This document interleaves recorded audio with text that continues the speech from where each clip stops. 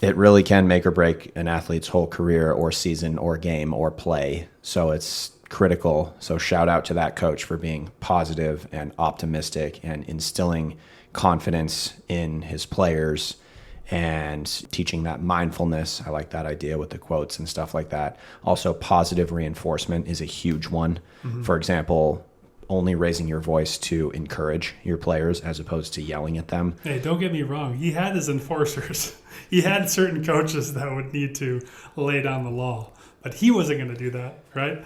Sure. He had his demeanor. That wasn't part of his persona. Right. Mm-hmm. But I know I've personally, and I don't want to talk about this too much, had a negative coaching experience when I played soccer and ended up writing a paper about it in grad school about like the negative impacts of sort of condescending coaching behavior.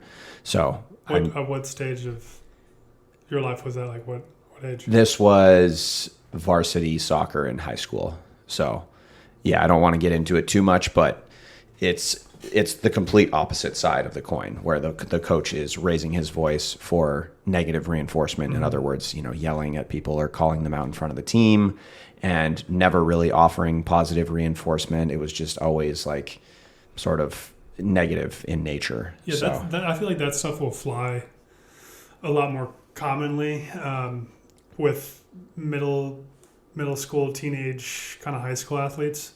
Because coaches, you need coaches. Like if someone's there to fill the job and they've been there for 8 years or whatever, like they kind of, one's going to really... He played soccer at that school, so they know who he is. And mm-hmm. yeah.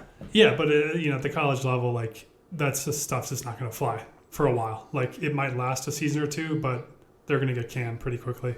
So yeah. But I had a similar bad experience too when I was in 6th grade. My 6th grade football coach actually... I quit football. I didn't play in 7th grade because of him. Because his way of reprimanding us was just making us run. So and at that point in my life, I was actually like a little bit chubbier. So I was like kind of like this chubbier lineman. It's like, you're making me I'm like chubby lineman. Like I had to run around. They had these lights all around the fields, and we had to run laps and laps. And it just was, just not a fun experience at all. And so I quit. I was like, this guy.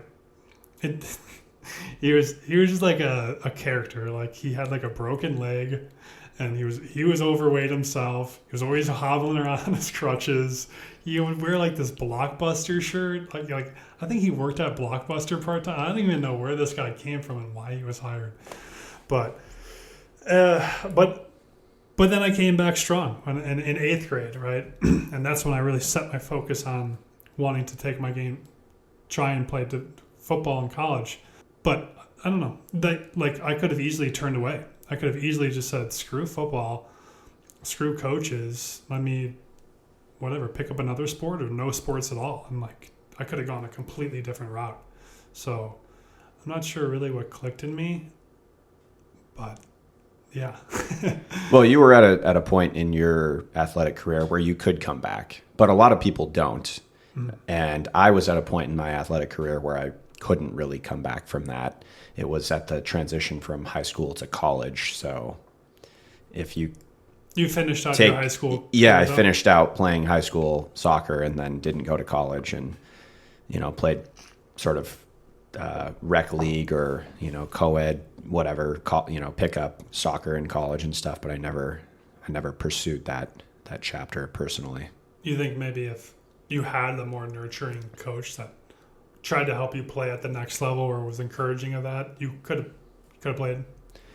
Potentially. It was a challenging time in my life. I had just moved, actually. I had moved across the country, and high school sports are kind of an interesting phenomenon where, for example, the varsity coach kind of knows what his squad next year is going to look like based on the ecosystem of the teams as they are the previous year. And so you are kind of already having this idea in your mind of who all the freshmen and sophomore and juniors are, right, with the seniors moving on and graduating. So you've already got probably half your team there already because they're sophomores and juniors. And then, maybe half your team is graduating. So you've already got your team, and then you've got kind of the upcoming like freshmen that are, freshmen and sophomore that are going into, sophomore and junior year. So they're probably going to be on the team, and then all of a sudden you have this new guy that you don't know anything about, who's moved across the country, and this is your first time seeing him. I had to like entirely prove myself in like 3 days worth of sort of tryouts for the team. Mm-hmm. So I was already kind of starting on the back foot, coming off of the bench, and didn't know the coach at all, didn't know any of the other players, and team sports are really chemistry driven. And so that was difficult for me as well. And yeah, he just didn't really build me up. Like I mentioned, he was very much on the other side of the coin, as far as like building up confidence. So it was a negative experience for me, but I'm glad that you had that experience with your coach at Kent State. It sounds like that was a big reason why you went there, and then probably a big reason why you decided to not go there anymore. As much as you wish you could sort of go back and relive your college football days and maybe try and play for 4 years, I'm guessing you knew that your coach was leaving at the end of your freshman year, and so you just decided to move on and do something else. Yeah, and that's why I kind of referred to it as a swan song, because it just seemed like everything was telling me, nudging me to just kind of stop. If the year had been different and the coaches would have stayed, I might have stayed, because they were the main reason why I went to that school. I could have gone to plenty of other schools to play, but I chose Kent, a school I really had no idea about, But like I said, I'm very intuitive. Something felt right there. And sure enough, it ended up being the best team in school history. So my gut was right. But the coaches left, and I thought about transferring with them to Purdue. But it just didn't seem like the right fit, and so went to Boulder, and then I thought about playing there. But again, it's a lot of time, a lot of effort. Maybe we go skiing, maybe we go hiking, just focus on our studies, do some intramural hockey, do some other things, right? I mean, your intuition was probably right there as well. Maybe it was time to hang up the cleats. You have your health. You probably didn't suffer many serious injuries. Hopefully, we didn't really talk about that, but to my knowledge, you didn't suffer any serious injuries. Yeah, that I know of yet.